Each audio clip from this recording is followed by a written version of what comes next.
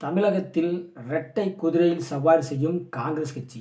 ஒரு பக்கம் திமுக, அப்படியே சைடு கேப்பில் தாவேகாவுடன் பார்த்தீங்கன்னா கூட்டணி பேச்சுவார்த்தையில் ஈடுபட்டு வருகிறது.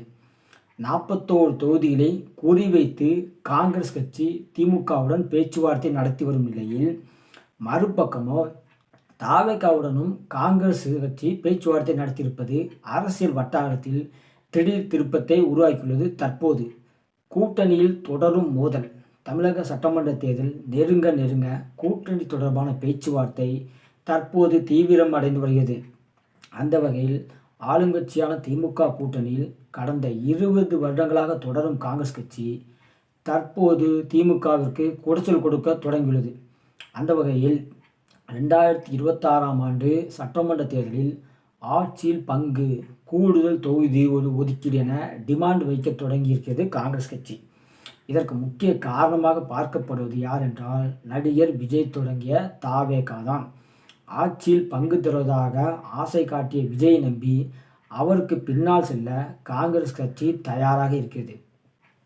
ஒரு கட்டத்தில் ராகுல் காந்திக்கு நெருக்கமான காங்கிரஸ் நிர்வாகிகள் விஜயை சந்தித்து கூட்டணி தொடர்பாக பேச்சுவார்த்தை நடத்தினர். அடுத்ததாக விருதுநகர் எம்பி மாணிக்கம் தாகூரும் ஆட்சியில் பங்கு என திமுகவை வெறுப்பேற்றும் வகையில் சமூக வலைதளங்களில் பதிவிட்டு வருகிறார். இதனால் அதிருப்தி அடைந்த திமுக கூட்டணி தொடர வேண்டுமா இல்லையா என நேரடியாகவே கேட்டது. இதனை அடுத்து சற்று காங்கிரஸ் நிர்வாகிகள் அமைதி காத்த நிலையில் தற்போது திமுக தரப்பில் தொகுதி பங்கீடு தொடர்பான பேச்சுவார்த்தை நடத்தப்பட்டு வருகிறது. தற்போது வரை முஸ்லீம் லீக், மதிமுக மற்றும் மனிதநேய மக்கள் கட்சிக்கு அழைப்பு விடுத்தது திமுக. ஆனால் காங்கிரஸ் கட்சிக்கு இன்னும் அழைப்பு விடுக்கப்படவில்லை. இதற்கிடையே 41 தொகுதிகள் வேண்டுமென காங்கிரஸ் விடாப்பிடியாக உள்ளது. இதற்கு போட்டியாக திமுகவோ கடந்த முறை ஒதுக்கப்பட்ட 25 தொகுதிகளை தருவதே கஷ்டம் என தெரிவித்துள்ளது இப்போது. இதனால் தற்போது வரை கூட்டணி தொடர்பாக திமுக காங்கிரஸ் கட்சியிலே எந்தவித முன்னேற்றமும் இல்லாமல் இருக்கிறது. அப்படியே அதாவது திமுக காங்கிரஸ் கட்சிக்கு கூடுதல் தொகுதி ஒதுக்கவில்லை என்றால் தாவேகாவுடனும் கூட்டணி அமைக்க காங்கிரஸ் திட்டமிட்டுள்ளது.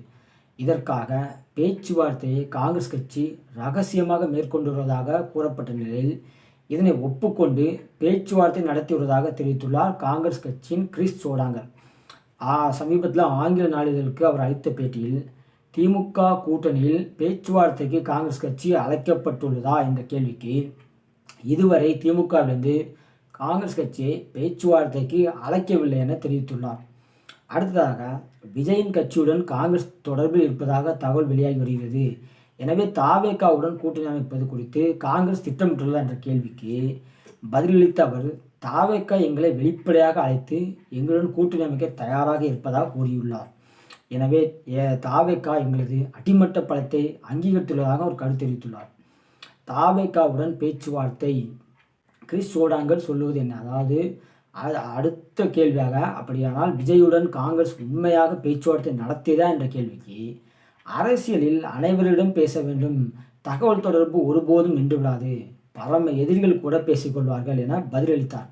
மேலும் காங்கிரஸ் கட்சிக்கு தமிழகத்தில் 12 முதல் 20% வரை வாக்கு சேதம் உள்ளது. ஆட்சியில் பங்கு கோரிக்கை அப்படியே உள்ளது. நாங்கள் கட்சி நடத்துகிறோம், NGO அல்ல எனவும் கிறிஸ் சோடாங்கர் தெரிவித்துள்ளார். எனவே ஒரே நேரத்தில் 2 குதிரைகள் மீது சவாரி செய்யும் வகையில் காங்கிரஸ் கட்சி பேச்சுவார்த்தை நடத்தியிருப்பது தமிழக அரசியல் வட்டாரத்தில் பெரும் பரபரப்பை ஏற்படுத்தியுள்ளது தற்போது.